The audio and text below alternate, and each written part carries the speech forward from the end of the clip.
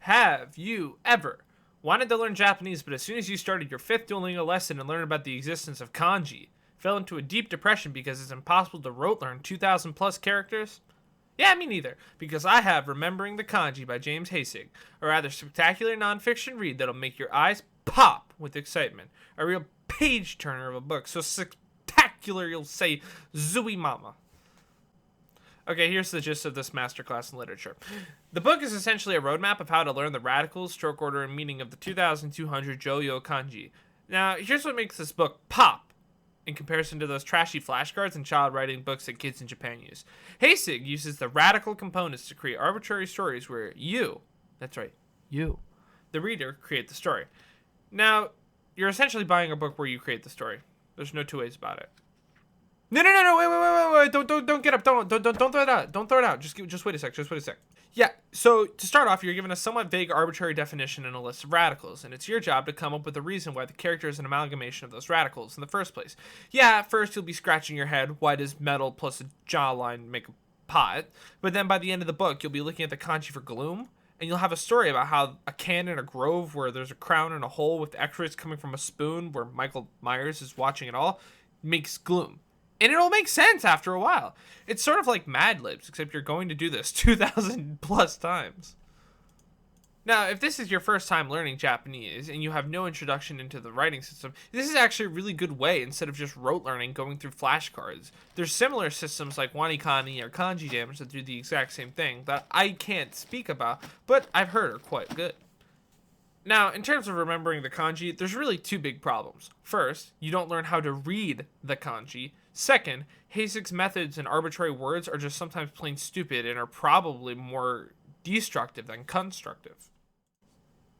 Sometimes it's just better to know the meaning instead of the reading. Even Japanese people sometimes use the wrong reading of a word, but can still understand the meaning of the word just from the kanji.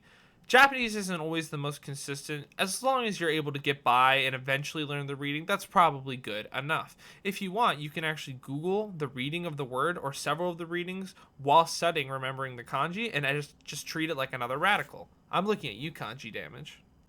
The second big pitfall with Remembering the Kanji is that Heisig's keywords kind of fail at some parts of the book. Now, I don't draw much distinction between the words gloom and melancholy in English. They're quite interchangeable. And there's often keywords that are meant to be distinguished in Remembering the Kanji, but just aren't worth the effort of actually distinguishing. In Japanese, there are various ways to express searching or checking something. You have words like shiraberu, sagasu, and sagasu. Essentially, all of them mean to look, to search for. You can use them mostly interchangeably with a few different nuances. However, Heisig treats these as three separate things that often have no interlap. But the truth is 95% of the time when you're going to say search something, you're going to use this, sagasu, because 99% of the time people are just going to use sagasu. Going off on a minor tangent, there's also just a lot of Joyo kanji in the book that are just downright not useful or worth learning. There's a lot of different types of trees that you just won't need to know. Various locations in Japan that you won't need to know, really. And of course, the kanji for Imperial Seal is dated, and you won't need to know.